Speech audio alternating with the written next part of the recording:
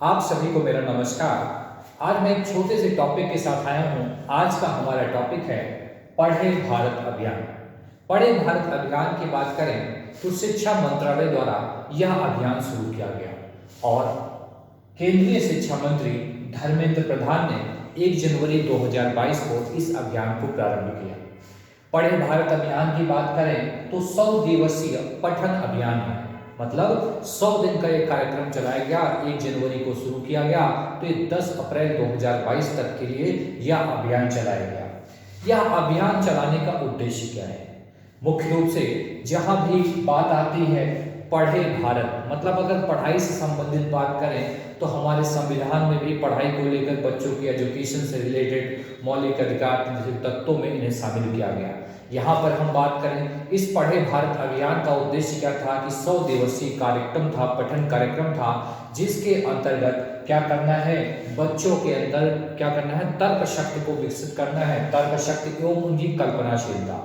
बच्चे जो कि काफी ज्यादा कल्पना करते हैं और उनकी कल्पनाशीलता को बढ़ाने के लिए, उनकी तर्क शक्ति को बढ़ाने के लिए, उन्हें पढ़ना लिखना सिखाने के लिए यह 100 दिवसीय पठन अभियान 1 जनवरी 2022 को केंद्रीय शिक्षा मंत्री धर्मेंद्र प्रधान द्वारा शुरू किया गया।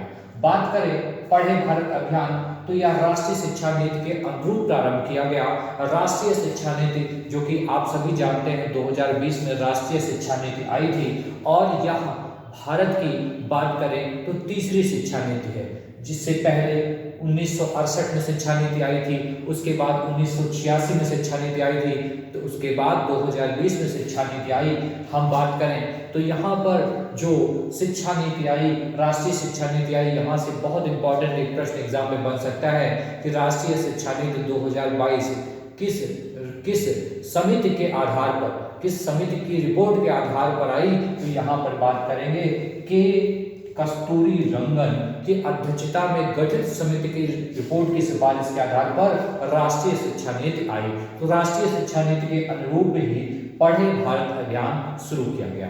बात यहाँ पर हम लोग करते हैं तो राष्ट्रीय शिक्षा नीति जब यहाँ इससे संबंधित है तो थोड़ा सा राष्ट्रीय शिक्षा नीति के बारे में जानने का हमें जानना चाहिए। राष्ट्रीय शिक्षा नीति की बात करें तो राष्ट्रीय शिक्षा नीति के अंतर्गत उद्देश्य रखा गया कि 2030 तक सकल नामांकन अनुपात 100% करना है, मतलब बच्चों का नामांकन किसके लिए, शिक्षा के क्षेत्र में 100% करना है। उसके अलावा शिक्षा पर जीडीपी का 6% तक व्यय किया जाएगा।